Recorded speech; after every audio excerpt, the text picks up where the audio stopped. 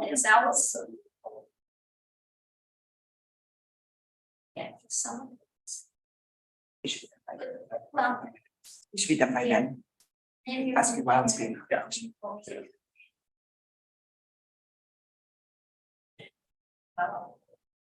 Goals, however many. Yeah. The presentation. Oh, Yeah. Get a little. I mean, you know what? Morning, Greg. So apps and training, they just went through that too, where they. So, Yeah. it's kind of. Yeah. You know. I think it's on my way here. Yeah. Right, and then we. Some. Gee, I must be, because we need to.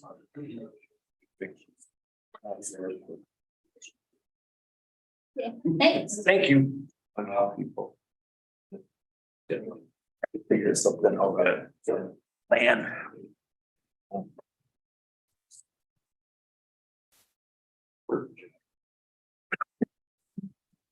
Is this my, I mean, this feels base there. You know. Yeah, I say. Yeah. Right. Right. You know, because it used to be. Yeah. Yeah. Yeah. So, yeah. Well, oh, I can't, I'm kidding. Okay. Sounds fine. 5 days fly fishing. Yeah. We're at the fun. Yeah. One time, this was my first time. But yeah. More recommendations? And it's. It's okay. Family station, you passed away, so he's at the Okay. place in North Fall Lake and change. Yeah. And water, you water. Right. It's fun. Okay. Yeah, Sounds good. both motors on that lake. Yeah, I had been there before. Where you could use that 25 horsepower. But I've never been up. Been Sunday. Oh, it is. She's, good morning. You're 2 miles from Florida last year. Just want to thank you. But we got buried in. Okay, folks, it's 10 o'clock. Just a reminder to everyone here, the meeting is live streamed. So if you have something to say, please step up to the podium so everybody can hear you.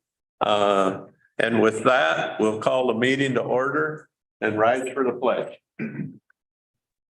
I pledge. United States of America. And to the republic for which it stands, one nation, under God, indivisible, with liberty and justice for all. Just a couple of announcements. Josh Moore has a excused absence. He's actually got 2 sons competing in the state trap shooting meet in Alexandria today. And Matt has an appointment at 11:30. So if we're not done by then, he'll be stepping out. With that, we'll, anybody got anything to say as a public forum?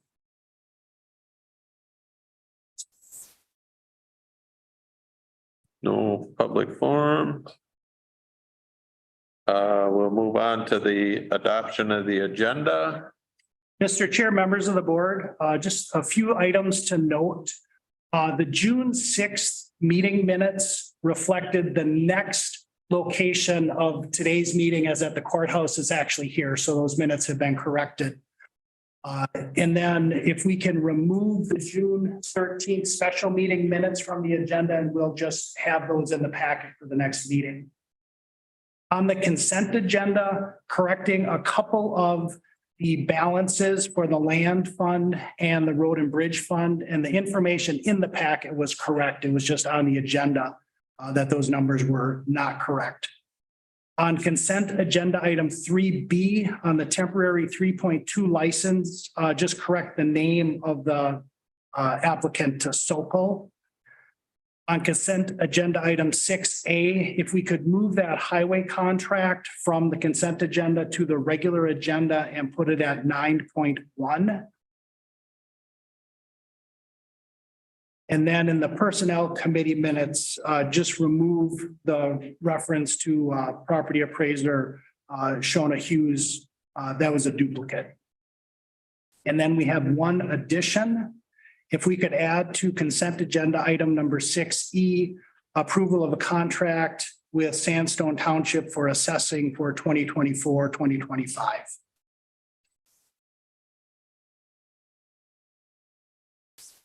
I'll make a motion to accept the amended agenda. I'll second. Motion by Lovegren, seconded by Waldham. Any discussion? Not, all in favor, say aye. Aye. Opposed?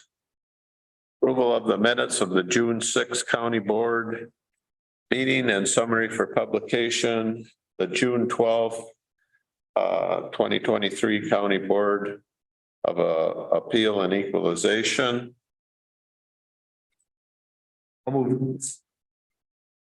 Second. Motion by Ludwig, second by Lovegren. Any discussion? If not, all in favor, say aye. Aye. We have no additional reports. We'll move on to the consent agenda. You've had that in front of you for several days, and with the additions, we'd look for approval. Move the consent agenda. Second. Motion by Lovegren, second by Ludwig. Move the consent agenda as amended. Any discussion? Not, all in favor, say aye. Aye. Opposed? All right, that moves us on to the regular agenda, which is a public hearing. Norma Township is opposing the classification of tax forfeit property in Norman Township. I think staff would present first. Yeah, thank you, Mr. Chair, members of the board. Kelly Schroeder, County Auditor Treasurer. So I just wanted to do a quick overview of our tax forfeited land management program, I guess you could say, and the sale process, and then just give you an overview of the properties too that are in question. So tax forfeit land, when property taxes are not paid after the third year of them being delinquent, the properties forfeit to the state of Minnesota in trust of the local taxing district. So the owner of the property is actually the state of Minnesota. We just simply manage it for them. Currently, there's just under 41,000 acres countywide. While there's no property taxes paid on these acres, we do receive a PILT, a payment in lieu of taxes of $2 an acre, which some of that ends up at the township and city level. And then a significant amount of the land Greg also manages for timber, and we have some land where we get gravel and other resources from as well. The things that we manage it for is sustainable forest practices, timber production and sales, recreational use, and then sometimes parcels come up for land sales or exchanges in that we have a certain parcel, but it would make more sense for someone else to own it, but it would make more sense for us to own one of theirs or vice versa as the exchange idea. We've done some of those with the state of Minnesota over the years. Part of the process of having tax forfeit land is simply to classify the land. And as the board, you have the authority to classify land as conservation or non-conservation. And so I have a whole list of things here that you are supposed to look at according to statute as to how you are going to classify them. I won't read them all, but conservation simply means that you're going to hold it for a longer term. Non-conservation means that you are going to turn around and sell it typically. And so the conservation class, again, it's something that we are going to hold for longer term. In the upper right-hand corner there, I do note that some of those properties that we have classified as conservation, the county board has taken another step further and called them memorial forest by resolution, which we did that based on these criteria that we have listed. And so those would require a public hearing to reclassify them away from that conservation classification.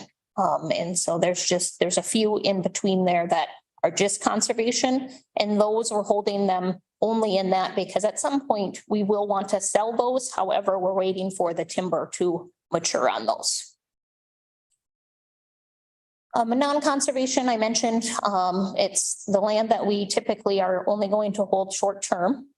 The process of hauling land non-conservation includes the county board directing us to notify the township and city, wherever it's located, of our intent to classify it as non-conservation and our intent to sell. And then the whole reason we're here today is if the township or city does not want us to do that, then statute provides this public hearing process. During this public hearing, you have to allow comments and recommendations about classification, if it shouldn't be classified non-conservation, if it shouldn't be offered for sale, those types of things. When we sell properties, we have two different routes that we use to sell them. The public auction we hold annually in September. Those properties are properties where the previous owner, their time to repurchase it has expired. So we don't have a previous owner to worry about coming in at the land auction.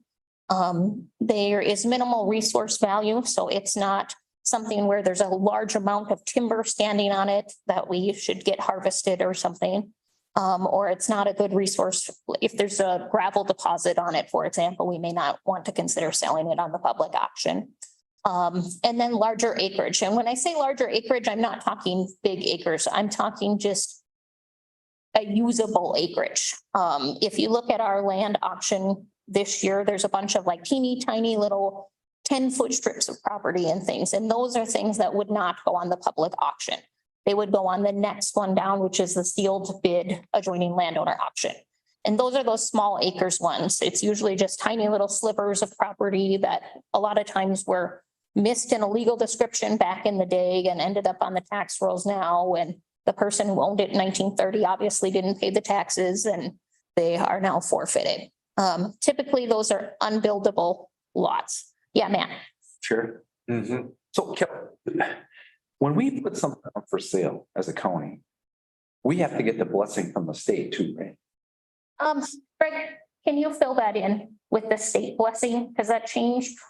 No, I our anything that's not within a city is typically reviewed by the DNR. Yeah. Cause they shut us down on that one we were trying to sell a couple of years ago, I remember. Yeah, they've done a few. One Yeah. was, I think the latest one was due to peat deposits. Yeah, that was a big one. Yeah. I have a question too, Mr. Chair. Yeah, go ahead. So if these are the two avenues for selling land, there was one a few years back, the DNR actually owned a small piece which would fit under small acreage, non-conforming and buildable. It would be all three. It was the one up in Denham, what was it, 16, I think, 16 feet wide by Right. 40 or It was a 40, yeah, 1320. it went on the min bid Right. process. It had 7 active bidders, brought $10,100 for a sale price. And the county had it at $1,100, which they were only getting tilt for. So I guess what's the difference? I mean, an auction usually brings a true value, a true price. All you need is two people fighting over it, any auction, whether it's an old Yeah. shovel or a piece of land. Yeah. Make it And the reason we do it slightly different than the state of Minnesota is so that was neighbors literally fighting over access to their property is what drove that sale price up. I didn't know because they don't put who. Right, yeah, but then the deed comes through and we can see who it was. And so, but imagine that little piece had some unrelated party buy it. And then they tell everyone, you no longer have access to your property. And actually, I'm gonna go try to build something on this. It just creates problems for everyone. Should you just put it on the public auction and But they have a right to do that though. if they have the right to do that, A variance process and you have Yep, I mean, random people do have the right to buy property. However, then we just create problems sometimes for ourselves, for other property owners, for townships. So when we can put property back on the tax rolls without creating a whole mess of problems, that's why we've done this sealed landowner idea, which it is still, I mean, it's still an option in that people are bidding against each other. So then the DNR didn't have that problem that by doing it their way. Well, they could have, but they luckily did not. Terry, go ahead. In Pine County, we have had people have bidding wars on their land, on these little pieces of property because the neighbors fight over who's going to get it. And so we do the sealed bid, but they do go against each other on that. And the other thing is that when we sell small properties like that one, they have to join it to their other parcels so that we never have that little tiny parcel out there again where it's going to go tax forfeit. So we have that jurisdiction where we can say, okay, you can buy it, but it has to be joined with your other property so that we never have to deal with it again, where the state, if they don't do that, then we're going to be dealing with it all over again. So we do have the bidding wars. It's just in a different way. It's not an open bid to anybody. It's just between the neighbors. And then I do have just a statement on this one too. When you were back here, you were talking about how we put things into Memorial Forest and I'm gonna say it wrong. The conservation versus non-conservation, that's set by statute. So, which is a huge thing too, to know that, you've got this criteria that if there is timber on it, we can't sell it because statute says we need to keep it so that we can maintain that timber. Thanks. All right. And then one quick note that I've got down there, which will be relevant to some of the conversation we'll have on the parcels today, is that we've never taken being landlocked as a consideration alone for which auction. We currently have parcels available held over from our auction last year, which actually one just sold last week. And those are all landlocked. There is no legal access to them. But people do eventually seem to snatch them up and then figure out some sort of access for themselves. Is that just rules? So everybody has a right to bid, or could you offer it for the surrounding landowners? Right, and so that's just something that we've done, is we've just wanted to put them on the public auction, kind of because of what JJ says. I mean, on a public auction, you very well could get more. And a lot of times those adjoining landowners don't necessarily want to buy it because right now they get to use it without having to pay for it or pay taxes. That's Where if you open it to everyone, then it might not be them that ends up with it. So the parcels in Norman Township that were proposed to be reclassified as non-conservation this year and be sold in September. So the first parcel is, which it's actually two parcels, is this 80 acres in section 28. The blue color on it is all wetland. So it's 240 acres, so a total of 80 acres that we were looking at selling as one tract. And it's just got that little bit of high ground in the northwest corner there. Otherwise, the rest of it is all swamp. You can see the road on the very west side there. It's about a quarter mile of 40 in from the closest road. Yeah, it's right in here is the road.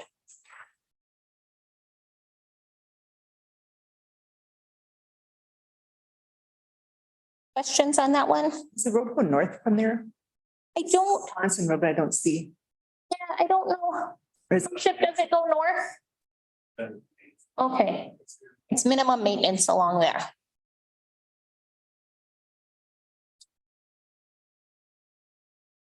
All right, questions on that one? Okay. Our next parcel, which is actually many, many parcels, is this 40 acre, 39.24 acre chunk, which is just south of the other 80. And as you can see, this parcel is generally in its entirety, almost all waste swamp land, because your blue area is your swamp. You can see on the east side there, the closest road, which would be all through lots of swamp to get to.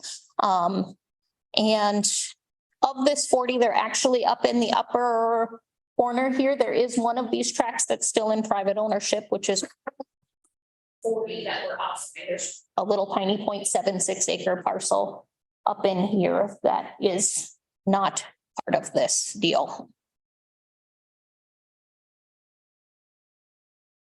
Question on that one?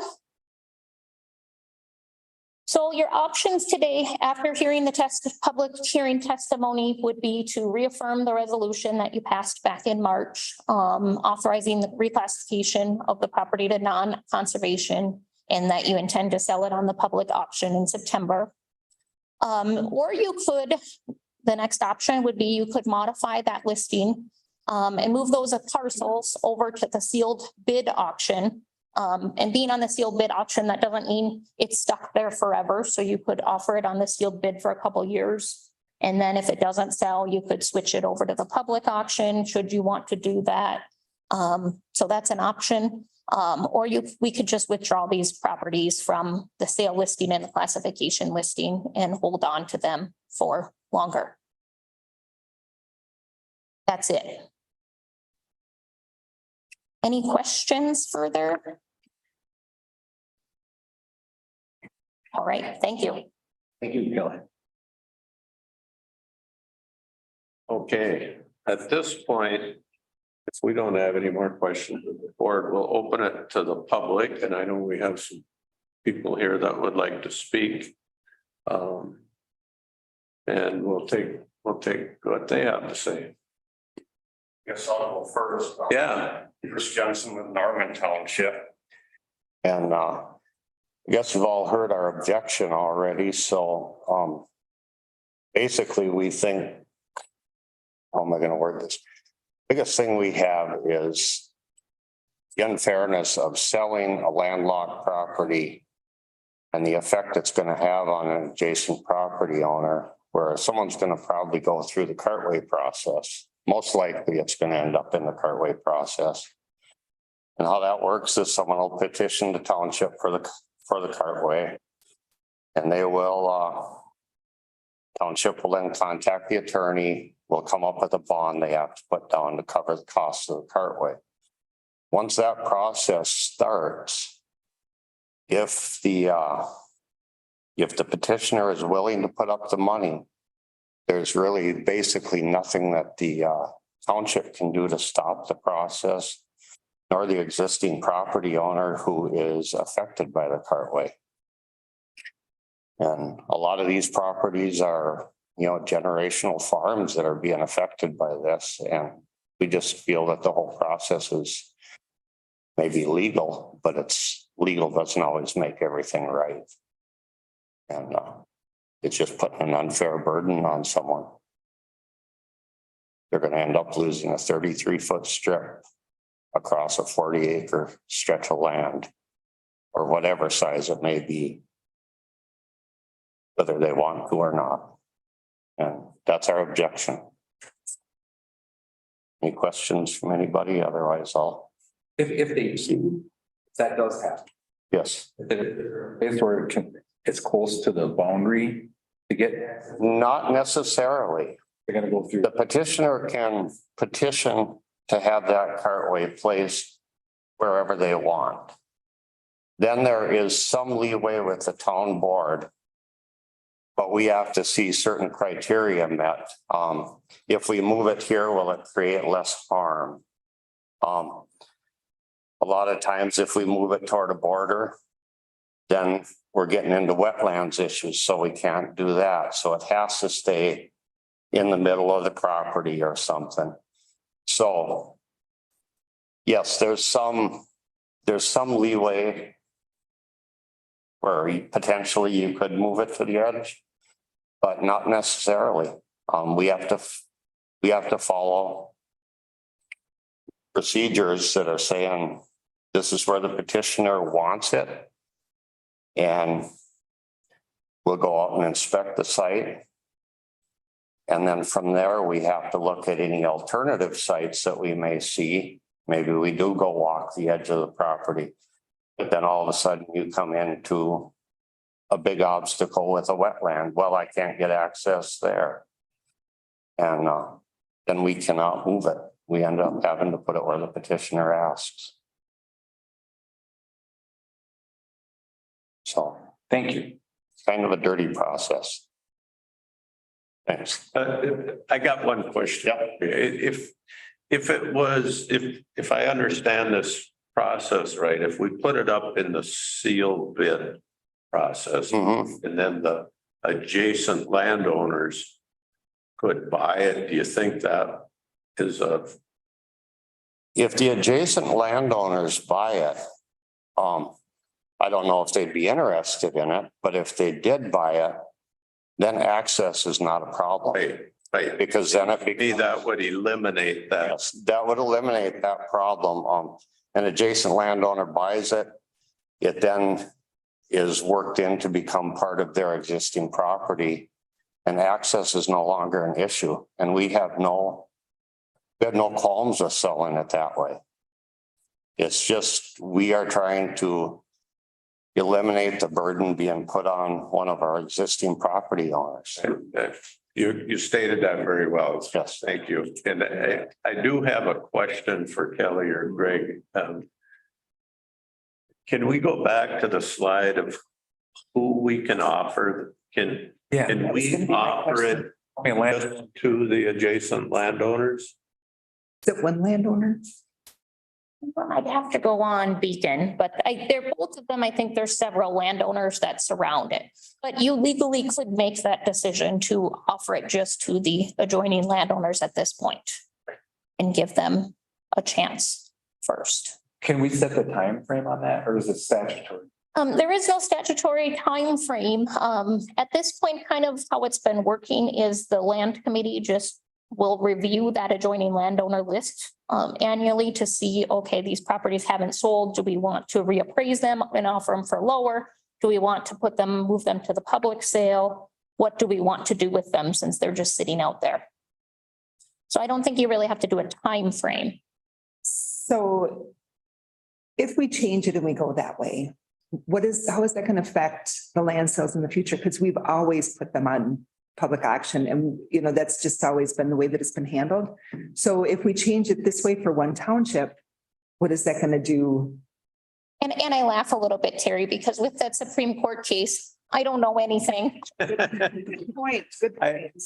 We're not going to be selling any tax forfeited land anymore, or I know. I just worry about if we don't do it, they're gonna say, well, I'm not gonna buy it, it's landlocked, Exactly. whatever. So, how could you incentivize them to make a decision without being a bully? right. What's that time frame? Because I know for a fact, we've had adjacent landowners that did just there's no incentive for them to buy a 40 or an 80 that they can use for nothing if they hunt that land or whatever. Except for the fact that I don't want to have to give up a cartway if I've got the high land that gets there. And so we have had it happen where people go to the public auction and when somebody they don't recognize starts bidding on that 80, suddenly they become very interested in it and the price goes up. But I understand that as a landowner. But I kind of lean towards that idea, giving the adjacent landowners a crack at it. I do too. And if we put a time limit on it and then they don't act upon it, then they've had their chance. And I think can't we do it a case by case basis on this? Does it have to be a hard rule? it's not a bad thing. I mean, we've always said with the townships, we're all in this thing together. And so if the township, I think it's a reasonable request on their part. That's just my opinion. But then you're setting precedents. So So the other thing is that this is almost, it doesn't happen 100 times, yeah. The other thing is that it's mostly waste, which means that the value is going to be low that it's going to be set at. So for the owner to buy it, it's not going to be, like a beautiful 40 that's full of beautiful oaks and, And you don't have to take the same action on both parcels either. So you could treat this 80 and this 39 with different decisions today as well. If you want to. What do you think, JJ? Well, the point of an incentive for an adjacent landowner, I take that point, that makes sense. And it would eliminate the problem of their concerns. But the other way, make a decision, then they don't have to make the decision. I can see your point, though. Is a year enough time? Yeah. See, we do still have public that wants. I'm sorry. We got sidetracked, but we got more public to speak. Can you go that aerial photo that she had up that last? I'm George Swanson. Hi, George. And I own all the land. Basically, it's been our family. We settled the land back in the early 1900s. And so if that land sale happens, the only high ground that really is accessible there is across my hayfields. Otherwise, they'll be in the swamp areas. And so then it will fragment all my fields. And we'll lose, that, how you say, that rural aspect in there. So it's kind of got a little bit of sentimental feelings also, because my parents and my grandparents both farmed this area. And now we're looking at maybe having to fragment those fields, because that's really the only high ground access. I don't know if you can see that, where that field just about touches that road that goes north. Yeah. And then the only real dry area without hitting a swamp where that pink is to go right across the north side, and that will cut those fields right in half. And so, I have an interest in purchasing it, but, I don't know what I'll use it for farming, but it's like you were saying, I can't have people cutting my fields up.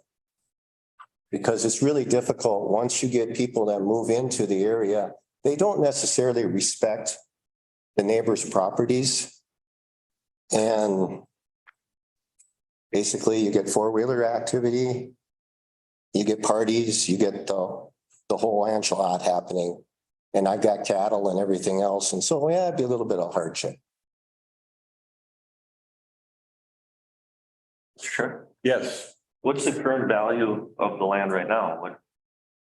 And then who owned it before? What was the tax forfeit? I mean, I imagine there's several owners. And forfeit for a long time. Yeah, so I can't immediately find the last owner that's been forfeit for 30 years plus. I could do that research back, but. The last owner never made any attempts to put a cartway in or an easement or. To me, like it's 75% swamp. Yeah. I wouldn't even count the island. And it's a fairly deep swamp. It's all bog. And there's not a lot of value in that part of it. But the high ground looks pretty high though. Where it's The high ground is higher, and it's got swamp. As you can see, the brown that's included inside the green, that's all swamp within it. So there's little ridges of high ground that have the green on it, and then all of the brown areas are mainly wetlands. When you look at that photo there, you see. The value is currently, the assessment value is 31,800. Do you know we have it from or it hasn't appraised yet, has it? Okay, 31.8. Thank you. that's the assessor's value. Appreciate it. Thanks for coming in. Yeah, Greg. This is not a public comment being at work for you guys. Greg Beck, Pine County Forester. Yeah, Bruce, George and Kelly pretty much summed up what we're working on this. And some of our land sale parcels, as you can see, can sometimes cause a little bit of conflict with the adjoining landowners in this situation. Really, the only thing I'd like to mention on it is, like Kelly mentioned, non-conforming lots are typically small parcels that we attach to the adjoining landowners through the sealed bid process. And we do that because in today's world, under the zoning laws, you could never park a little piece like that and just sell it because it interferes with the local zoning laws. In the past, we have never offered large tracts like this to adjoining landowners only, but state law does have in the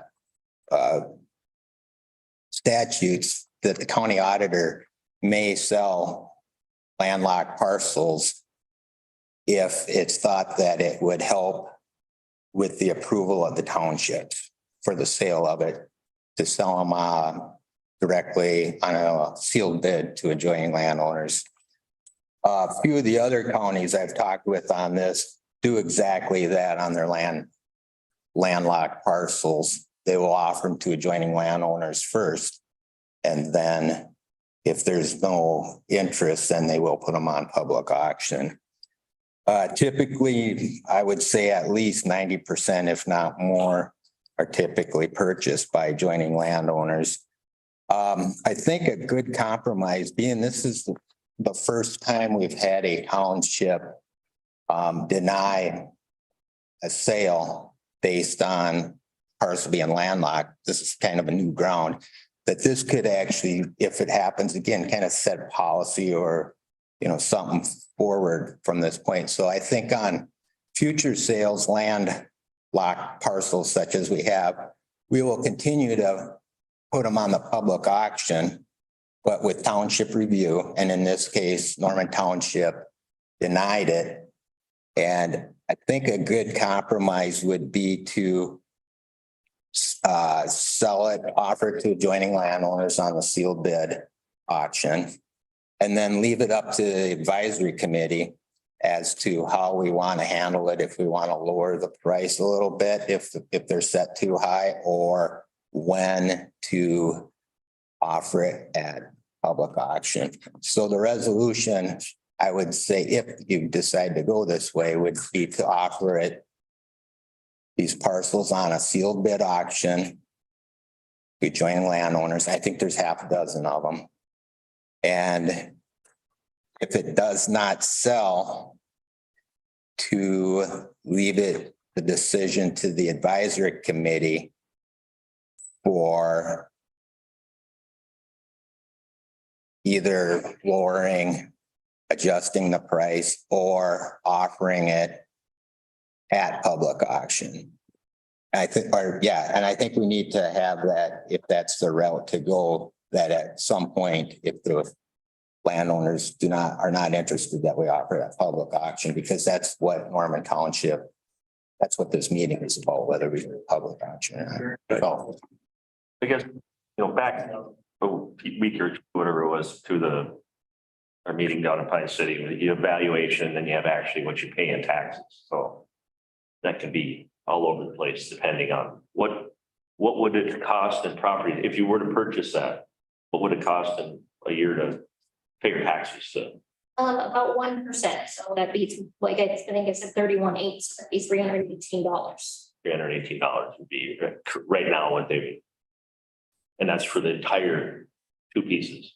Right. So for 31.8, what's the breakdown of? Is it fair to say one is more landlocked than the other? And then if you did get to that middle one, what are you going to do there anyway? You can't do anything.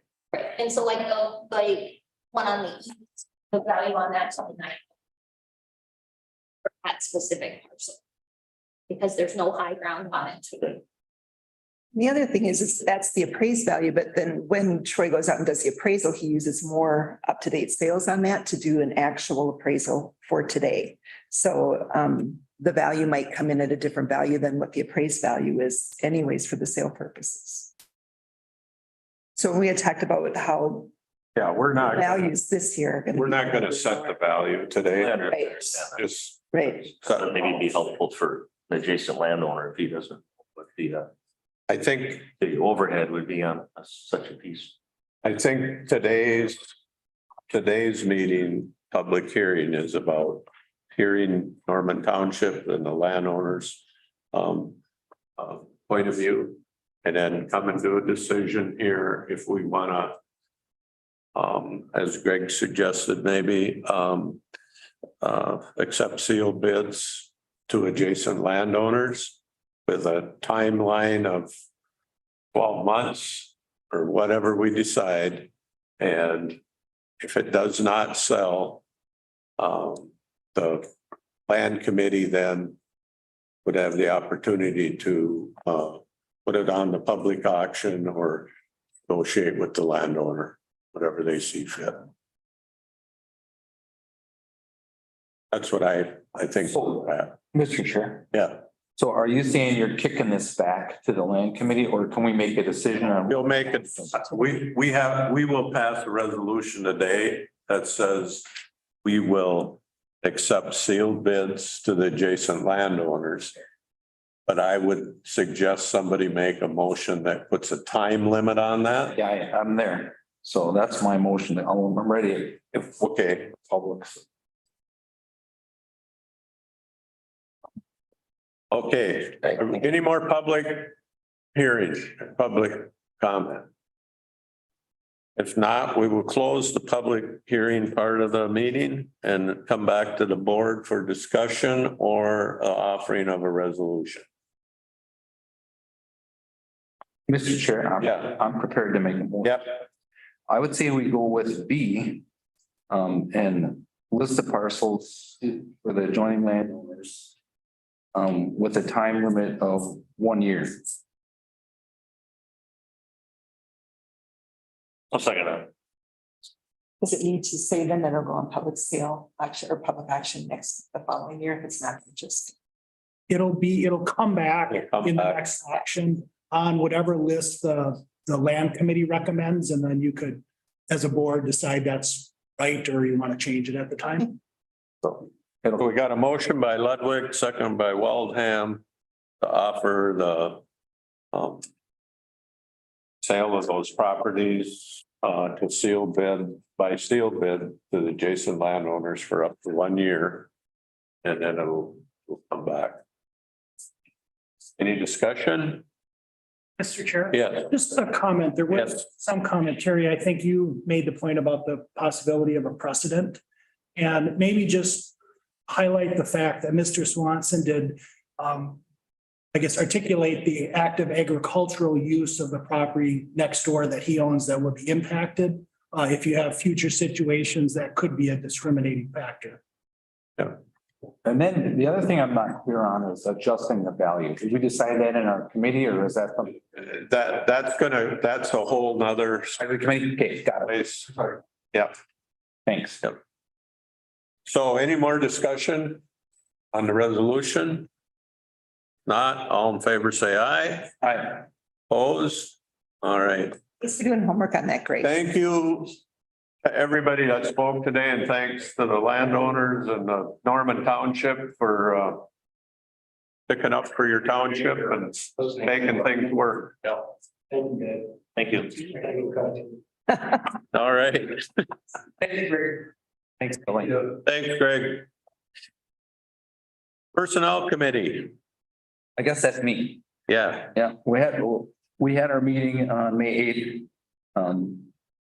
I'll just jump right into it here. Highway Public Works Director made the following request: ratify the termination of Fleet Supervisor at Eichler. And that position is not going to be backfilled. It'll be reassigned to a Highway Maintenance Supervisor. Approve hiring Highway Maintenance Supervisor in place of recently vacated Fleet Supervisor position. And place that at a position at a grade 11 with minimum starting salary of $29.68. It's all contained in the 2023 Public Works budget. And then any subsequent vacancies that will occur to that internal promotion with a request to backfill. And we did the wrong one here. Solid waste. Acknowledge the resignation of solid waste technician Jessica Stonsby, June 8th, and authorize the backfill of that position and any subsequent vacancies that may occur due to promotion or lateral transfer. That position is a grade 8 with a minimum salary of $23.49. and is contained in the 2023 zoning and solid waste budget. On to assessor, authorize regrading and renaming the assessor clerk position from a grade 4 to a grade 6 to reflect the increase in job complexity, and to assessment technician and approve the upgraded job description. Health and Human Services, ratify termination of social worker Tally's Staber effective April 27th. Backfill of that position and any subsequent vacancies that may occur due to internal promotion.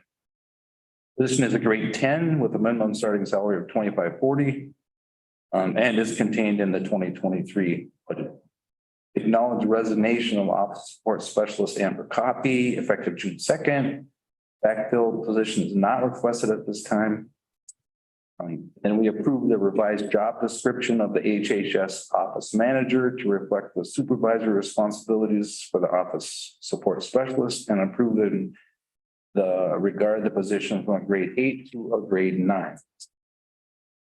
And in administration, we amend Pine County Policy Section 6, the holidays, to include the addition of Juneteenth to be observed June 19th, 2023. And with that, Mr. Chair, I will make a motion to approve those. A second. Got a motion by Ludwig, second by Lovegren to approve the committee report recommendations. Any discussion? Not, all in favor, say aye. Aye. Opposed? All right,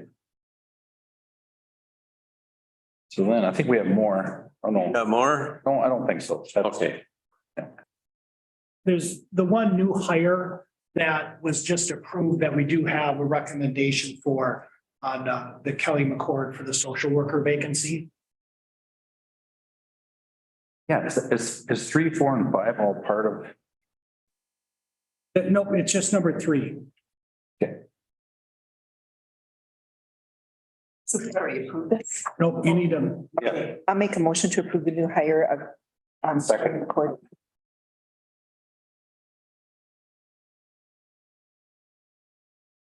okay, we got a motion. This is for number 3. Yes, And Matt, you seconded it? I second it, yeah. Okay. Motion by Lovegren, second by Ludwig. Any discussion? If not, all in favor, say aye. Aye. Any opposed? That brings us to the Health and Human Services Advisory Committee.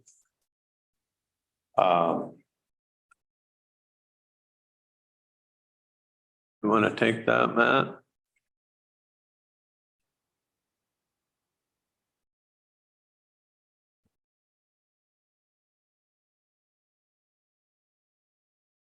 Want me to take that? Yeah. Yeah, thank you.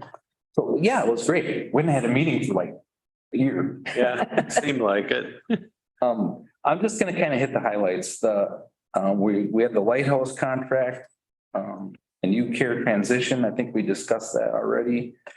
There's a motion on there. I want to jump into this Pine County demographics, because this is so interesting. The aging population and the impact to our community and the workload stuff. So we have the above 65 group and the below 65 group. And then how fast it's growing and what we're going to get hit with in the next 10 years. So there's And even in the next year or. oh yeah, but it's gonna, the graph is that, Yeah, but it extends for a period of time. Then it's gonna go. So we have something to do with till somewhere in 2030s. But what's happening is that the caseload that's coming on to the group in Health and Human Services is getting so heavy. With, we have one guy in the over 65 on Patrick, and then so, and managing the staff. So we had a lot of discussion on that. Where do we end up and how we do it? We're managing so much. So, go ahead. but I think we're all in this dilemma. We've got this surge in new clients. They're just there because they've aged into this group. Yeah. And their care needs to be managed. And that's our job. Yep. And so, or the county's job, and so we're gonna have to, we just can't keep adding people to people's caseloads. I mean, there's only so many hours a day, they can only do so much work. So we're gonna have to look at that. And I think the other interesting thing is Patrick and Becky are trying to figure this out too, is as you add more workers, that's one thing. But we have been very successful with our workers because we've had good supervision. And those are difficult jobs and so we need to make sure we have supervision for these people. And so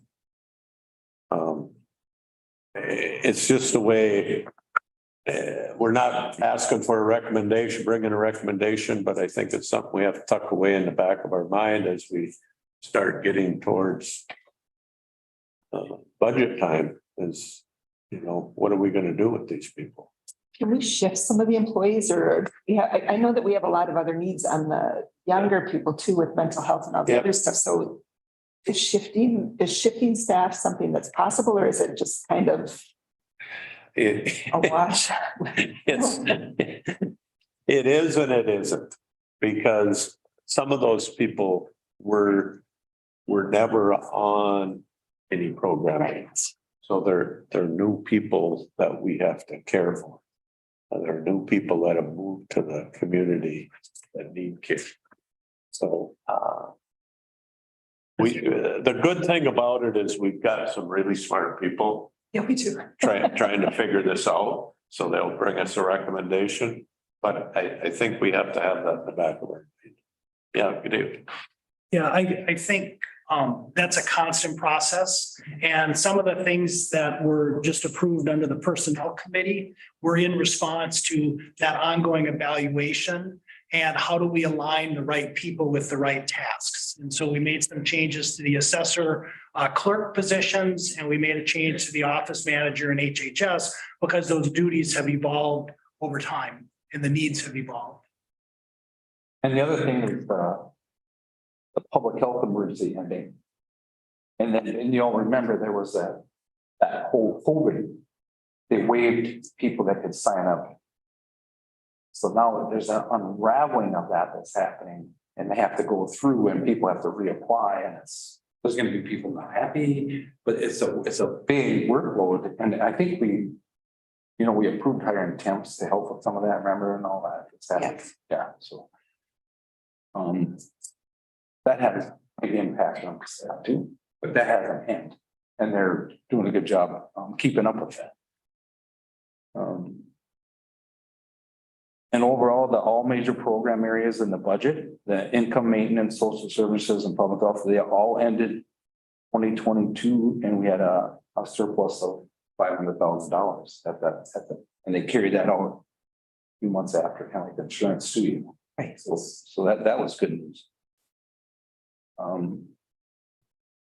And the local homeless prevention aid, it was the Pitt counties part of it, the coordinated request. They're going to pool.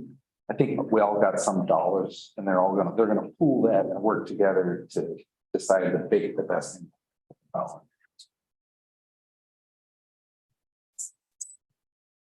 And then Becky advised us that the state has approved some funding for community resource centers. I don't know that.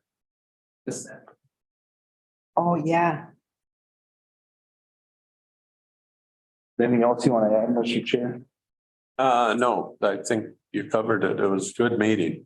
I think, we get family resource centers statewide Yeah. because they know the benefits of it. Yeah. We have to be aware of people that are using the system, or the law. I mean, our job is to handle it, and then the strain that's going to be happening. And the only people that can tell us that are gonna be Health and Human Service. When they come to us, some of these, you never see, like Patrick, we never see, and all of a sudden in front of everyone, like, I'm right at the edge of. You know, you don't want to drive a great employee out of there either. Right. And he's not playing a game there, just so low down. I don't know where we end up. We have some discussion to do there, but More to come. that's all I have, Mr. Chair. Thank you. Facility Committee report. I'll take that one. I think that. Chris Foley.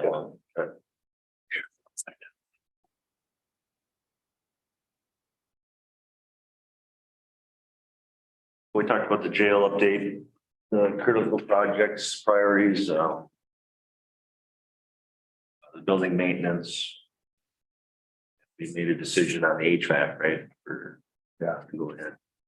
For the cooling of the, in courthouse IT closet.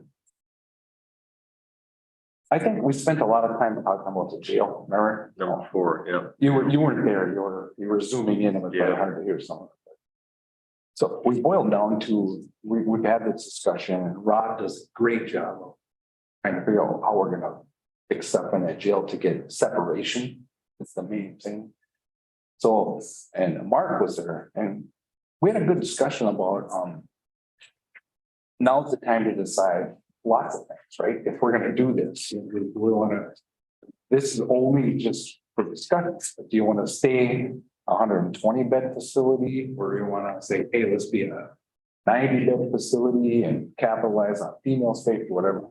And I don't know how Rod is much more dialed into where we were coming from commissioner side point, sort of jail and custodial Department of Corrections standpoint. So there's gonna be more discussion on that coming too, on what we're gonna do. But you know, they're already applying for the bond stuff, so that got in on deadline. So doesn't mean we get it in the first year, but we're gonna have to at some point have a plan in place as a board, how we want to go to with the direction of we get it. Then, yeah, there was some cooling issues in a couple of the closets with Brian's equipment that we're just gonna do our own modifications for cooling systems and. That's bad when they overheat. There's no replacement stuff in the pipeline. Right. So now they have doors open and fans going and stuff in there. There's no way to get it out of there. So we got to take care of that equipment and it has a good shelf life, you know, lifespan. But it doesn't, you're going to shorten it if you start cooking it. Right. And they're going to do the reasonably, you know, not a whole overall reconstruct. They're going to figure out a plan to make it not too expensive. Got more to add to that? Good. We just discussed also there's some painting issues, water stain issues, and then the ongoing problem with the sewer grinder pump with exits the jail facility. Yeah. That's kind of the city's problem though, and it's not ours. Yeah, But It's kind of been an issue, I think, since day one, hasn't it? yeah, it's interesting to you know tell what they me, gotta deal with. there's guys don't flush a complete sheet. Right. Like, how long does that take you? I don't know. I don't get it, but I got nothing else to do, I guess. Yeah. I still think of the guy that kicked the sprinkler system in his cell, and so the whole building got shut down. I mean, it was, it's so easy to do things downstairs. Yeah. So yeah, we decided moving forward with the lowest price for the HVAC. Cooling. Yeah, Mr. Chair, Yeah, Mark LeBrun here. Yeah, Pete got prices and he said it's gonna be about $11,000. And then plus some electrical expenses, but we're gonna be able to adjust our larger system. Cause right now we're overusing that just to try to bring the heat down in some of those smaller rooms. And so he thinks we'll get the money back on energy savings within a couple of years. So it's a good investment, and I think Ryan will feel a lot better about his equipment, not being exposed to that much heat, so. He gave you a thumbs up, Mark. Pete has good manager of that plant. Yes, he's good. Yeah. Pete does a good job managing that. If someone wanted to make a motion to move forward with that project. I'll move that. I'll move the cooling project. I'll second. Got a motion by Ludwig, seconded by Oldham. Any discussion? Not, all in favor, say aye. Any opposed? All right. Anything else? No, be wise. Thank you, guys. Yeah. We're gonna do the Osprey Wild presentation at another date to be determined.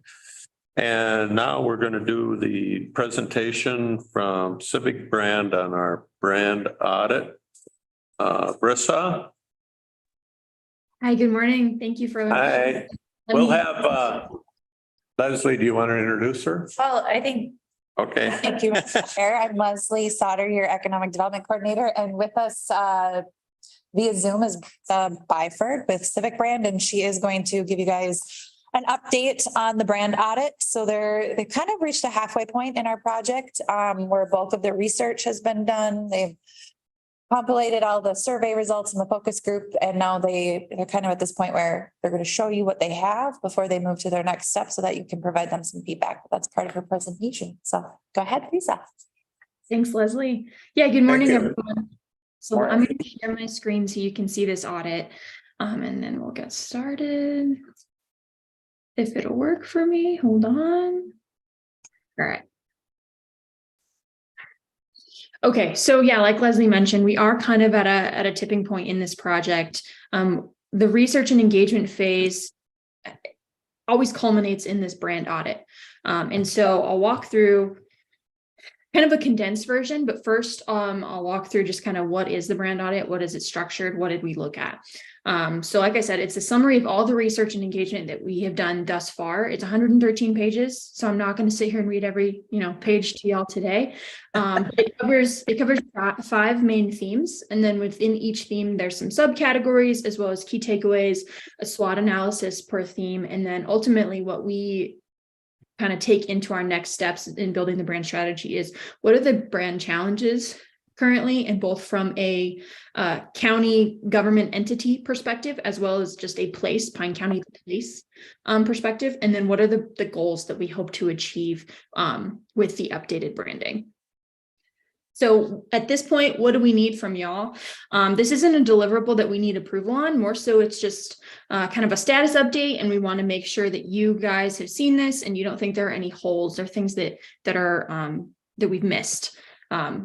Like I said, it's 113 pages, so you'll have time to review the full thing and kind of funnel your questions or feedback through Leslie. And really, like I said, the main thing that we want to know is there anything like big holes, big questions that we've missed in this audit that aren't covered in this audit before we move on to strategy and design. So what is in the brand audit? So like I said, it covers some main themes and some sub themes. So the 5 main themes that the audit covers are identity, positioning, marketing, assets and development, and placemaking. And then you can see there's kind of a varying number of sub themes within each of those categories. But really it's a collection of, our survey results, focus group notes, just online research that we've done, and our experience we had when we were in the county, things like that. Like I said, there are key takeaways per theme. So this condensed version that I'm going to go over in just a second kind of just focuses on the key takeaways for y'all per theme, as well as as well as the SWOT analysis. But the full version does cover, like I said, survey data. It has quotes from people in our focus groups and interviews, all anonymous, or from surveys where they were open response answers. Curated notes. So when we take notes in a focus group or an interview, we take it on a big virtual whiteboard. When we're putting the audit together, we essentially compile all those notes together and start theme sorting. So what different themes come up. And so like in this one, for example, here, these all had to do with the arts in the county. There's also the engagement results. So, from our in-person focus groups and stuff, this is an example of we did this like flower petal exercise in one of the focus groups. So you'll see images of that. and like some of our kind of whiteboarding that we did with people in person, some online research. We cover existing plans to make sure that we're referencing and kind of have a full understanding of the things the county already has in place. And then each theme ends with the SWOT analysis. In this condensed version, like I said, it's just the per theme is the key takeaways and then the SWOT for each theme. And I'll kind of point out some key things that I think are important to just kind of, I don't know, nail, drive home that point. But first, starting with the problems, we always put these up front just to kind of set the stage for what we found. So we kind of found three main brand problems so that we think that this branding project can help address. So the first is that the county government really isn't getting credit right now for the great work that y'all are already doing and that staff is already doing, and the great place also that it is to work. We heard a lot of, we didn't hear one negative thing from any staff member about what kind of place Pine County is to work because of a lack of messaging, marketing, signage, et cetera. So really, how can we use the brand to help you as a county government get credit for all the work that you do in the community and the things and the services that you provide? The second is that the outdoors is obviously a huge part of the county identity, but that isn't really unique to the county, right? You could say that about all of Minnesota probably. And so how do we kind of turn that into, how do we package that in a way that is unique to the county? So it's about just that problem is really just kind of finding the unique spin. And then the last problem that we discovered, there is a perception problem of the county as a place, not the county government, as a poor area with crime and drug problems, limited things to do like that. So just how can we use the brand to kind of help combat that perception? So the goals, so what do we want to achieve at the end of this? One is help the county government get more credit for all the great work you're doing through strategic brand architecture. So really looking at, not just one logo in the design phase of the process, is that just, everyone, then all departments then just like put their department name next to things like that. Really looking at each department and program and initiatives needs and building a strategic brand architecture that kind of can serve both the county and the individual department or program. So if you think of like, just to give the quick example, if you think of Kellogg's, right? Kellogg's makes Pop-Tarts and I don't know what else, all those different cereals and stuff they have, so Pop-Tarts, but it's got that little Kellogg's tag on it, right? So thinking of ways to do that at a county government level. And then kind of a sub goal of that is to develop messaging that will help the agency be recognized as an innovative, accepting place to work, just to help get that message out there. Because we definitely heard it from staff, but how can we help promote that? 2 is to get more people to buy into a countywide vision through cohesive messaging that really unifies the area from top to bottom and promotes growth in a very strategic and, welcomed way. Making sure that messaging includes an element of the outdoors, but that has that unique twist for what Pine County outdoors means. And then 3, use the brand as a way to really facilitate engagement with groups that are either traditionally underrepresented or like haven't really had much interest in engaging with the county government, and making it clear that everyone is important to the county, that everyone's voice is heard. So whether they live at the far north end or the far south end, or, it doesn't really matter. They're all a part of the county, and getting them to kind of be a part of that big countywide vision. So I know that was a lot, but hopefully it'll start making sense once I go through the next few slides here. But just to give you a quick kind of update on just timeline of the project. So like I said, we are at that tipping point. The brand audit is kind of the transition point between our listening and our like doing something with that information that we listen to.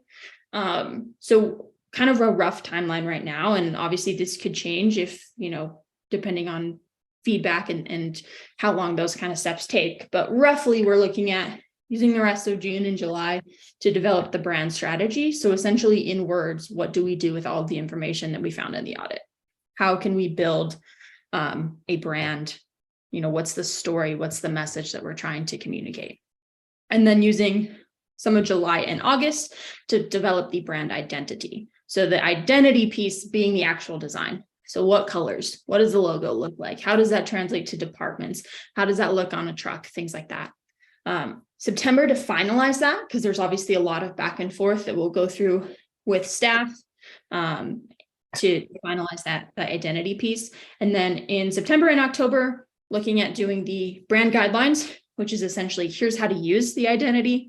Don't use it in bright pink if that's not a brand color, and don't stretch it, and all of those kind of rules and regulations around using the brand. And then the implementation plan, which is the big ultimate deliverable of this project that really spells out, okay, these are all the actions that the county needs to take to make this brand a reality. And that'll be things as simple as, update business cards with the new logo, to much bigger, kind of maybe less tangible, but they'll make a bigger impact on the place types of items. So hopefully we wrapped up in just a few months. So what I have today in this condensed version is essentially each of the 5 themes, the key takeaways slide, and then the SWOT analysis per theme. In the full version, there's obviously a ton of stuff that comes in between that, but like I said, it's a lot of pages.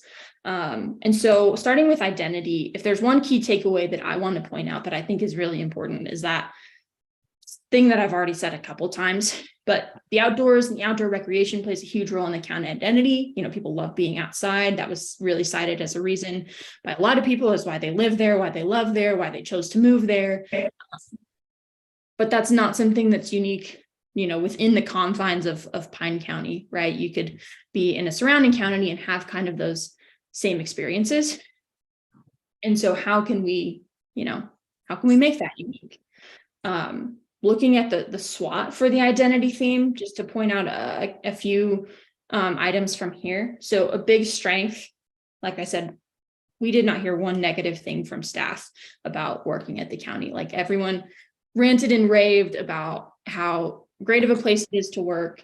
And so I think that's a really big strength, because that's not, obviously the case for every government agency.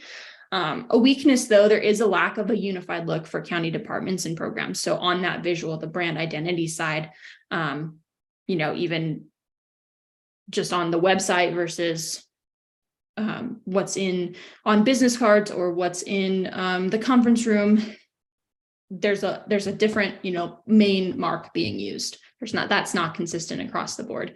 So things like that. A threat, though, could be, and this is one that we picked up a lot on, was really not banding together as a county as a whole, and those individual cities and townships not seeing the benefit in that, and kind of continuing to operate in silos. That can be a threat to the success of this project, and obviously the success of the county as a whole. The positioning theme, so look at how Pine County is positioned in the market. The one thing that I really want to make the point here is that I think location could play a really big factor in how we position the county. We heard a lot of it's in the middle of everywhere, not the middle of nowhere, like that kind of idea. It's right on 35. You're not super far from, the Twin Cities. You could pop up there for a weekend if you're a tourist, but you don't have to go all the way up to Duluth. It's kind of in between. I think that could be a big positioning point for how we package this. In terms of the SWOT, a couple to point out. So strength, really that kind of collective vision does seem to be to grow and support more local businesses, local entertainment options, families moving there, things like that. An opportunity can be to the brand identities. That visual piece can help give the county government more credit and improve perceptions. A weakness, touristy things, I'll use that in quotes, right now, like the casino, kind of take up most of the mental space when someone from outside the county is thinking of, what do I do in the county, right? That's kind of the first thing that's coming up. And they're missing a lot of maybe the, other local businesses, or that's just kind of taking up a lot of room in their mind. So how can we expand their understanding of Pine County to include more than just that?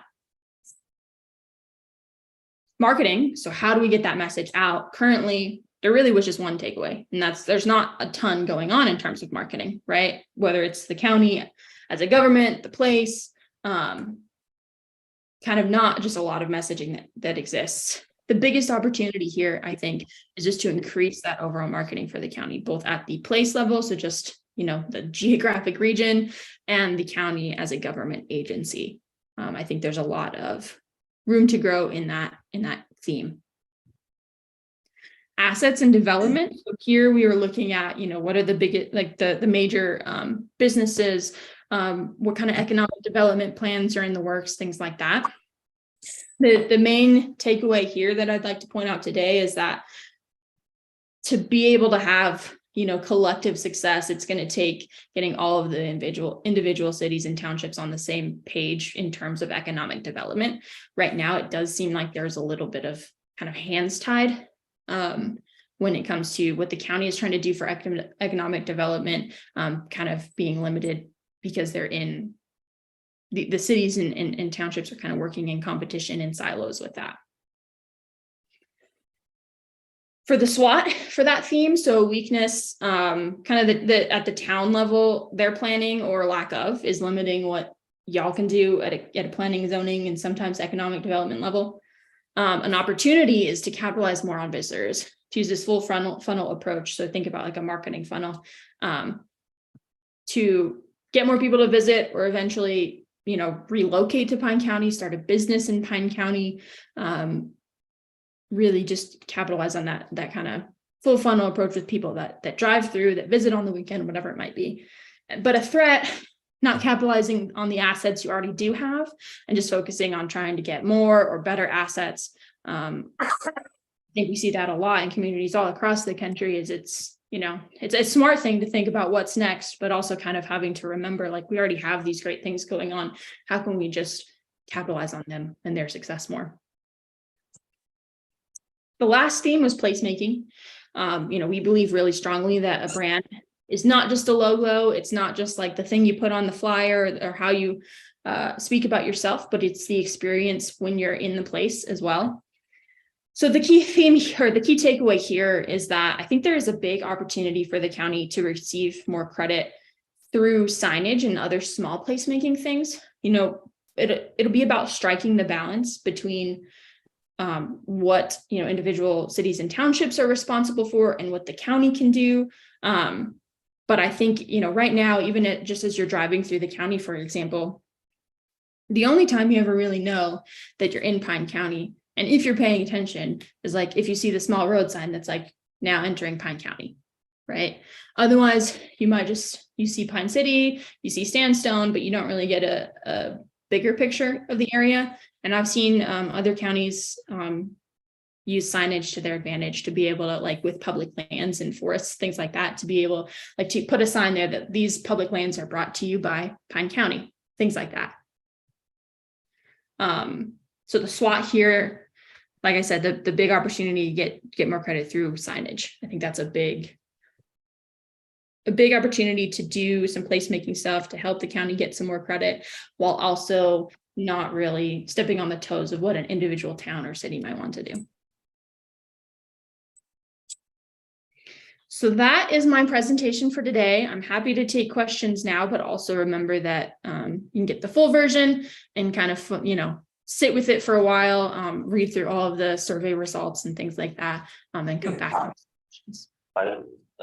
Yeah, can we get a copy? Can we get a copy of that? Yes.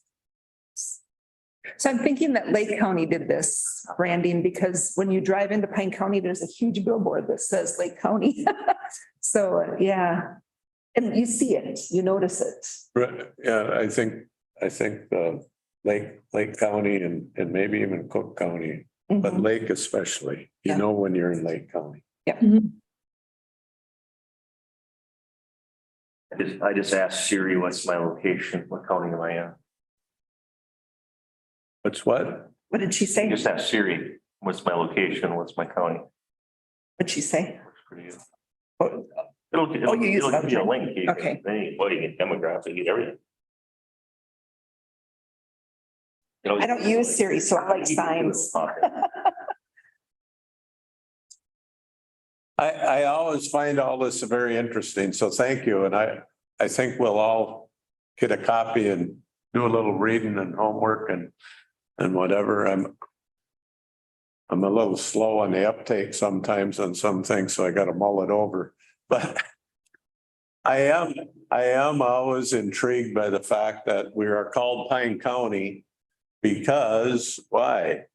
There were huge pine forests that got mowed down in 100 and some years ago. We have not done a really good job of regenerating those pine forests at all. And we haven't even done a good job of, I tease some of my friends in Pine City that if we don't get some kind of a reforestation plan going, we will have to rename the town to Prairie City because all we've done since I've lived in town is cut pine trees down and not, we've let silver maples and box elders grow up in their place. Not taking the time to reforest it with our namesake. Can I ask how many people took the survey? Yes, I don't remember off the top of my head. I want to say it was in the 300s, but I can get you the exact number. No, that's okay. That's a roundabout's good.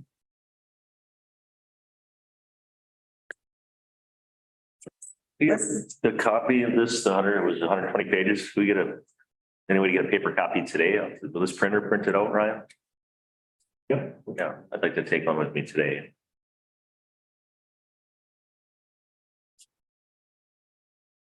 Thank you very much. Thank you. Keep up the work. Yeah, thanks y'all. Have a good rest of your day. All right. Hey, Leslie, I just want to say thank you because I noticed that have you done our branding survey yet? And you put that out on Facebook and you put it out online so many times, just trying to get people to do that. I just want to say thanks for all the hard work that you've been doing to make this a success. Because it's easy to just put it out there and say that it's going to happen, but if you don't push it and try to help it to succeed, it's not going to happen. So thank you. Yes. Thanks, Leslie. Okay, we've got Tom here from MCIT. There was a handout as well at your place. For Yep. this presentation.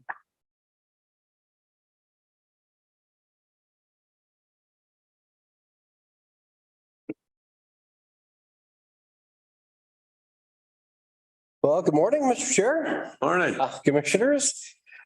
Thank you for the time on the agenda here this morning. I really appreciate that to provide our 2023 MCIT report to you. We typically would provide this report every other year. However, we ended up canceling our reports in 2021, which has actually been 4 years now since our last report in 2019. So with that, we missed a couple of elections in there. So a special welcome to Commissioner Lovgren and Commissioner Waldem. Join us and welcome. So respecting your time, I'm just going to touch on just a few of the highlights of our 2023 report. Now, as you may already know, MCIT, we're a joint powers public entity risk sharing pool. We're not an insurance company. We were built by counties for counties. Again, and so that's why, again, MCIT, we try to really focus on our county service needs, your coverage needs. Just a little history, back in the late 70s is when coverage, primarily workers' compensation coverage, was becoming extremely difficult to get, especially for law enforcement, and quite expensive. So a few of our counties decide to pool their resources together to pay workers' compensation claims and services. They found that pilot was so successful that in 1980 is when MCIT then added the property coverage, the casualty or the liability coverage, and the auto coverage as well. And so all of those now combined with the workers' compensation. Actually, Pine County joined MCIT in 1980, and we greatly appreciate that. So one of the initial counties that joined up with MCIT. So now, 44 years later, we're celebrating, again, managing risks together.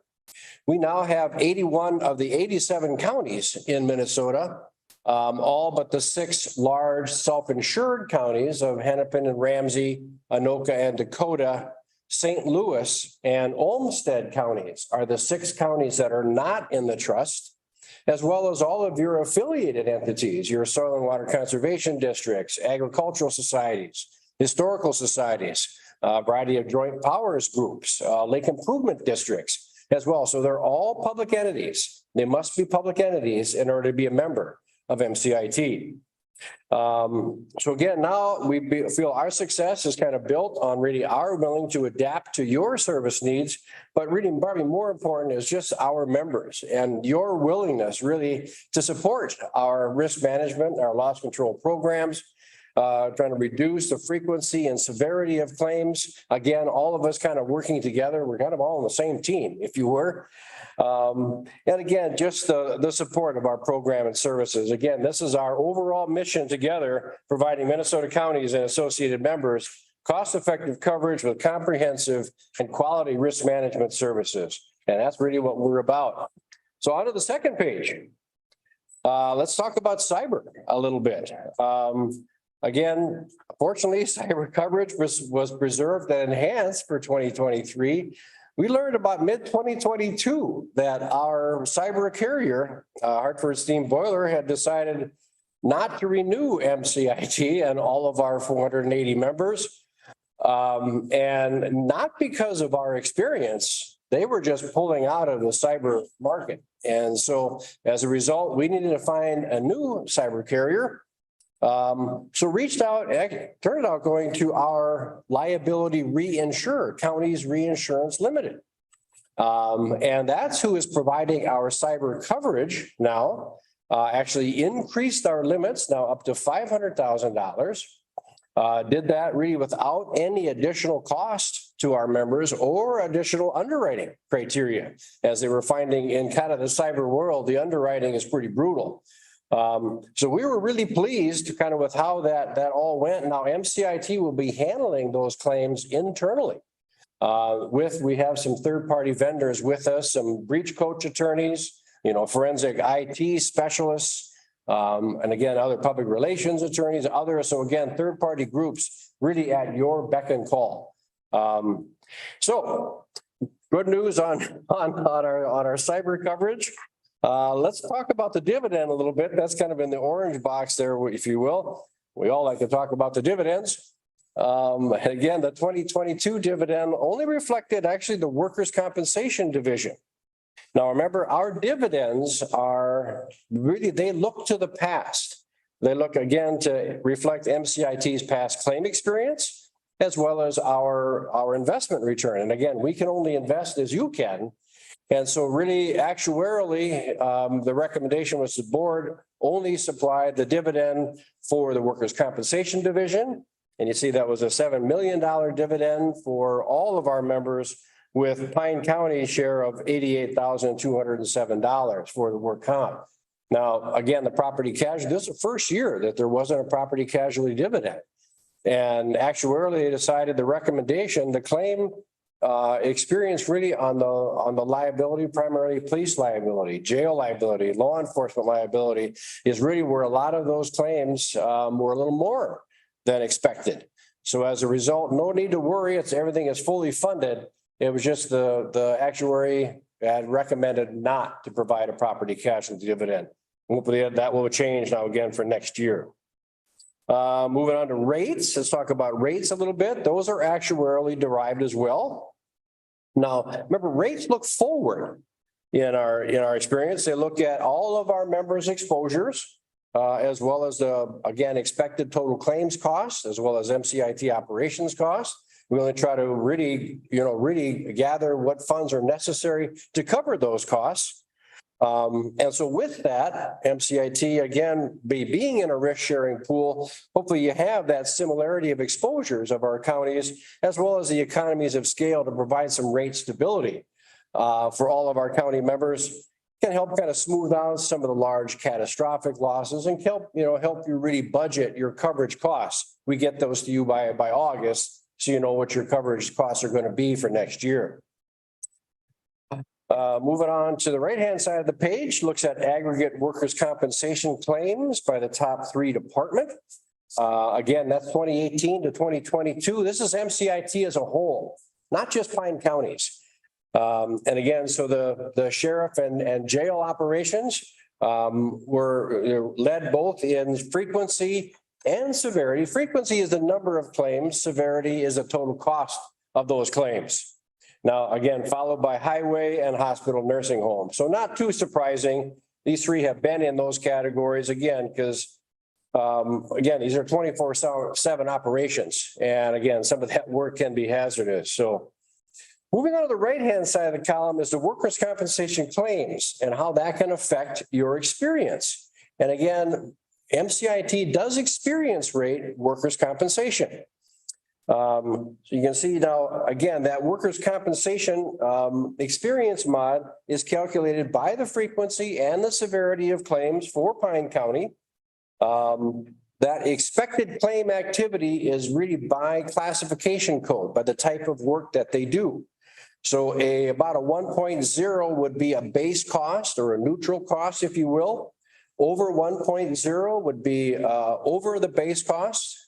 Under 1.0, again, under that base cost. You see Pine County's mod for 2023 is a 1.252. So that is above, again, a base cost of $52,446. So again, those mod factors, those are calculated not in the most recent year, but 2019, 2020, and 2021 are those 3 years that make up that 23 mod. The 22 claims really aren't fully developed yet, so that was not included. So again, the experience mod has been increasing the past couple of years. So again, MCIT, we encourage, again, Pine County's continue to work with the safety committee and the return to work program. MCIT's loss control consultant, Nick Lindberg, works with Pine County as well. He can kind of help take another real good look at some of those claim costs and where those might be coming from. Lastly, again, another issue in workers' compensation, also in 2022, the Workers' Compensation Reinsurance Association. They actually announced a one-time surplus distribution, which was wonderful. MCIT were a part of the Minnesota, again, the Workers' Compensation Reinsurance, as they provide the reinsurance for all of MCIT's members. Well, they decided to return $11.3 million, which was huge. And again, they were saying that primarily that one-time surplus, they had excellent investment. They had a reduction in some of the loss reserve liabilities, as well as some declining claim frequency. So of that 11.3, the board decided to return most all 9.6 of that back to our members. And so that was provided in June about of 2022. Pine County's share of that was $139,193. So that was a nice windfall that really was completely unexpected. All right. Finishing up on the aggregate property casualty claims by the top three department, again, same years, 2018 to 2022. Again, MCIT as a whole. And again, this is frequency and severity. Auto has always led in both frequency, and we want every auto and every occupant of every auto to get through their day. And so again, that's why we have a lot of loss control services around auto. Followed by property. It's been kind of a rough storm season. We all kind of felt that. So again, typically most of those property claims are storms. Again, the vehicles in the auto, we have over 11,000 vehicles, in the trust. We have over $7.5 billion in property. So again, there were a number of our members that, face property claims. And then lastly, the law enforcement and general liability on the frequency. Again, those are all those slip falls that we're trying to prevent. So that's on the frequency side. On the severity is the law enforcement liability and jail liability. All right, moving on, last page, moving on from coverage. We'll just talk about some of our services a little bit, starting with consultation. So I mentioned Nick Lindberg as your loss control consultant. Again, can help with the safety committees, safety programs. Again, review workers' compensation claims, all claims. I'm here as your risk management consultant, again, to help with any liability concerns you might have, any coverage questions you might have. Any concerns you may have, what's covered, what's not covered, again, you can reach out to us. Here's just an example. Here I was just working with a local agricultural society in a county Again, because oftentimes, and I've done that with Pine County as well, we just want to make sure that everything is absolutely covered there. And so as we work together to make sure that, again, all the property is covered. On the other side, the awareness and prevention materials, again, all available on our website. So new website at mcit.org. We're proud to say that a lot of those materials are award winning. So we're pretty pleased. Again, just to try to prevent losses and again, reduce some severity. A couple of the items listed here really are cyber. The Essentials of Data Security for Public Entities is a great resource, again, broken down by chapters. To again, try to arm and really try to help our counties, all of our members, again, increase protections, increase data security. The coverage is there, but it's the work on the front end that is the difference maker. The next one is this, again, our cybersecurity self-assessment checklist. We're going to treat, trying to provide, and again, CRL will provide, again, more information as well to try to arm, again, the county to try to minimize and to try to build, again, putting in these would be, aligned with some of the best practices around cyber. So again, cyber is a key. Training, we provide a wealth of training, either in person, hybrid. We've done a lot of virtual trainings. Some of the popular programs, we have risk management and workers' compensation programs. Minnesota Government Data Practices Act is usually pretty popular. Navigating land use decisions is a good one for our commissioners. Again, often have been there. We just recently had a hybrid cybersecurity for county attorneys that was very well attended by a number of folks. So again, cyber has been kind of on the agenda here. And then lastly, the service providers. The photo talks about our employee assistance program with Sand Creek. I'm going to come back to that one. Also, the Minnesota Safety Council. So everybody all members are a part of MCIT are also part of the Safety Council. They have a great program, a wealth of programs really, but their defensive driving is quite good. So there's a 20-minute online program just to remind us of our habits, of what we're working on. And then there's a 2-hour on-site training program taught by an ex-trooper. Excellent program.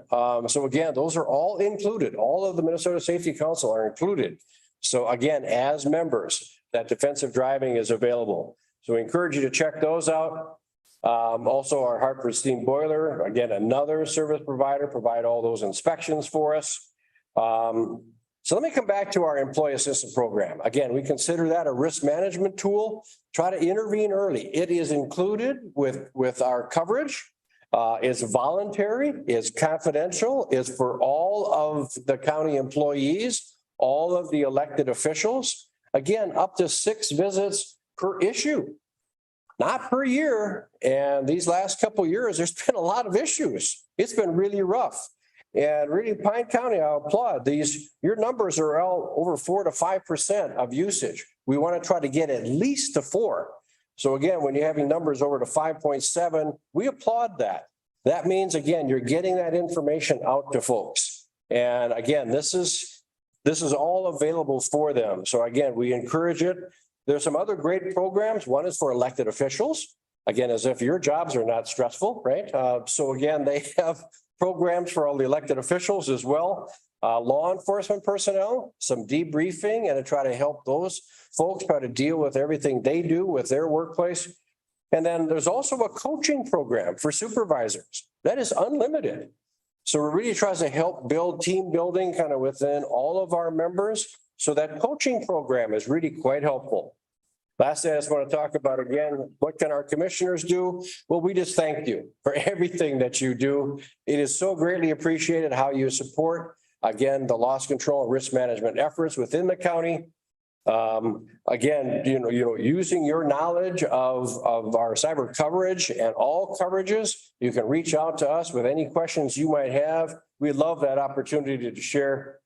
Again, just supporting the safety program, supporting the return to work program. Again, we thank you so much and just engaging with MCIT, kind of like we're doing today. So again, thank you so much for your time. I greatly appreciate it. So with that, on behalf of the MCIT Board of Directors, really all of our MCIT service team, we thank you. We thank you for your ongoing support, your ongoing participation, and really support of our MCIT and the success, ongoing success of our programs. So with that, that's the end of my report. I'm here for any questions you might have. Anybody got any? Thank you very much. Thank you. Thank you so much. Thanks. Performance management report. Thank you, Mr. Chair, members of the board. Kelly Schroeder, County Auditor Treasurer. In your packet, you have the actual results of that we will be reporting to the state. It was a bunch of nice looking charts. But just to give you a background, there is a program with the state auditor's office where the county just needs to track 10 different statistics over the years, and we report that to them annually. And then we get additional county programming. So by doing this, we get about an extra $4,000 a year. And each department, it takes them about 30 seconds to get me their data. So it's pretty great, I think. And so in the packet, you can see the different items that we've been tracking over the years. And I mean, some tell a good story, some don't necessarily tell a good story. It's kind of a mix of the two. But overall, I think it's been helpful to keep tracking this information over the years. Is it not in the packet? I don't think it is in the packet. Oh. We can print it out and give you guys copies before you leave today. All right. But so the categories that we report are total number of accidents, that's in the public safety category. Public works is the bridge efficiency rating. Public health is low birth weight. Property records valuation is the level of assessment ratio. Property records, again, is the turnaround time for recording of documents. Elections is percent of ballots counted accurately. And then we're on to financial stuff, which is our bond rating, and then our debt levy per capita. And then veterans is also reported as the percentage of veterans receiving federal benefits in the county. And so all of those numbers are trending really great. And I will get this printed out for you. But before you today, you have a resolution just authorizing us to continue participating in the program. I will make a motion to pass that resolution for this program.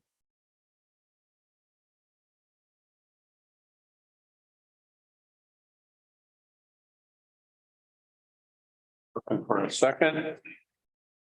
I'll second it. Any discussion? Resolution again? We don't have it. She's gonna. I just hit print on it. It didn't make it in the packet, sorry. Any discussion? All in favor, say aye. Opposed? Thanks, Kelly. Thanks, Kelly. Road project, County Road, that's actually a bid that we got for County Road 9.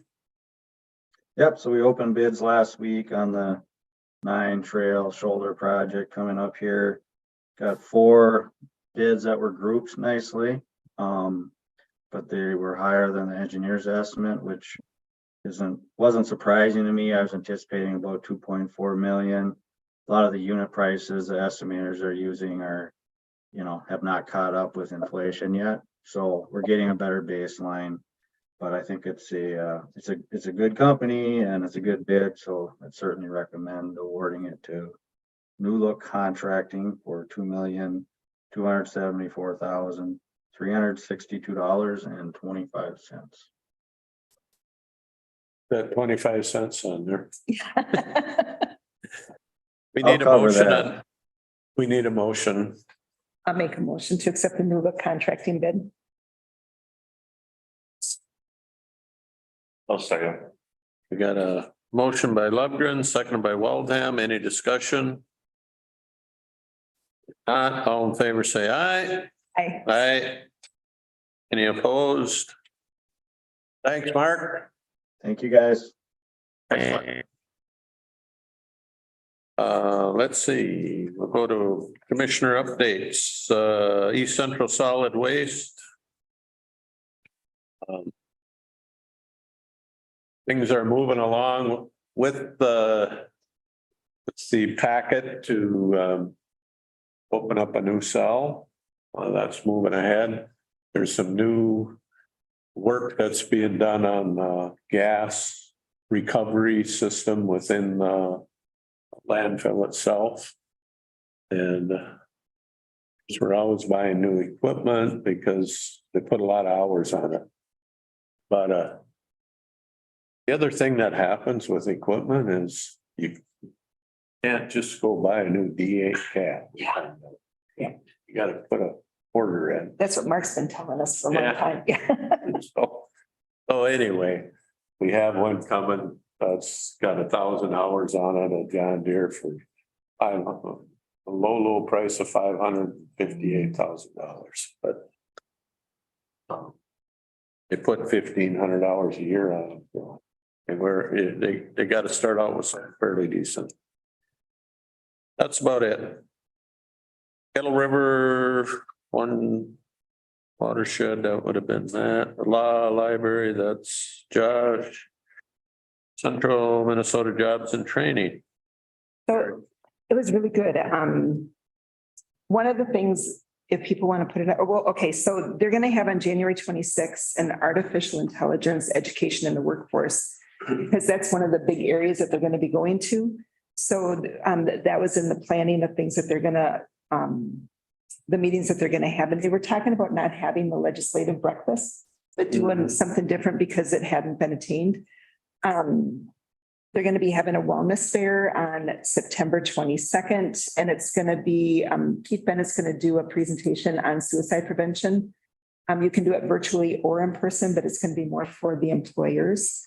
The fun thing that we've got coming on next week, June 20th through the 23rd, is that they're having the youth come up to the 49ers. Yeah. And so they're suggesting that we go and watch and see what they do and how they do it. And I'm going to see if I can get Nathan and Jason to go there. Can you send us, text us or email us a date? Yeah, I'll send it to David and he can send it off to everybody. So, and I got to get that from Veronica. So yeah, that was a lot of what happened there. And then the presentations, we did pass that they're going to put all their information out on the cloud just so that they have that extra security. Right now, they've got paper copies in multiple buildings and just trying to get things taken care of so that it's more accessible. So. Library board. So we had the audit, which was a good audit. We had talked at the last meeting about the CMLE board and how we put a proposal out there that they would have their office at the Cambridge Clinic, and that they did accept that proposal. So that's going to be coming up. JJ, you had asked about how much money they're going to be getting from the state. And there's going to be $200,000 approximately that's going to be going to East Central Regional Library. It's 4 million came from the state to all of the libraries, and we should be getting about 200,000 of that. And so we do we'll be doing our budget, thank you, at next month. And so then we'll be able to figure that out and take that into consideration. They're also hiring Bjorklund to do a salary study for $3,200. And it's been quite a while since they've had that done, so they need to get that done so they can do it. That was about it. Soil and water. I kind of by Zoom, pretty much business as usual. Little brief comment on public comment in the beginning. I just asked about the progress of the wetland delineation for the North Pine Solar. And then we had a technical difficulty. JJ, can you give us any kind of an update on that solar project? Is there anything that's progressing ahead or? Yeah, the gentleman that was involved with Bowser was requesting more and more information. There was question of the wetlands that are on the property. I guess I look at it as simply as I can. It's an active farm. Right. Producing product. So they just had to work through the steps. He's no longer involved with it. I went and attended the tap and walked the field. I even got mud on my nose here from it. It's moving ahead. They said it would be a week to get a decision. And just get over this, there's been some delays with it. I think, they're looking at it in a positive manner, and I, from everything I gather, I think it's gonna move forward. And is there if all the moons lined up and everything moved forward, would they start construction yet this year, or is it the next year construction? That would be, I guess, with the same schedule that they proposed to us. What was that, last year when they came in? Yeah, and I can't remember. Yeah, there's just some delays now with the delineation of the property, and it is a big property. Yeah. That was 1 mile by 3 miles. Huge. But it sounds like now, they gave a week, which was 2 weeks tomorrow. Okay. So it should be going forward. And like I said, then the Zoom meeting dropped off and could not reconnect for many attempts, and then I have not received the minutes yet. I always request the minutes. They're draft minutes, of course, they're approved. So just waiting. I think Paul might even be on vacation or something. All right. That. Got any other? I do. I was excited to sit in on the JDAI debrief of the system assessment that they did. And Terry Foss is going to be coming and doing a presentation, and I do not want to steal his thunder. Okay. However, I do want to say that one of the things that they had talked about was how our departments work so well together, and how, we're going to be able to get grant money because of how progressive they are and how well they work together. And that was just really exciting to hear as a commissioner. We've said it how many times, but to hear somebody from the outside coming in and saying, you've got your attorney working with your probation, working with human services, working with the sheriff's department. And all of that's going to help us to get those grants, and just to talk about how well they work together. It was good to hear that from outside. So I stole that bit of his thunder. Okay. Anything else? All right. Anybody got anything else? If not, when is our meeting in July? July 5th, it's the 5th. Wednesday. Yeah, the fourth Tuesday. If not, we'll declare this meeting adjourned. Thank you all. So MCIT was just talking about coaching programs for supervisors. Thinking services, are they taking advantage of that? Yeah. They have to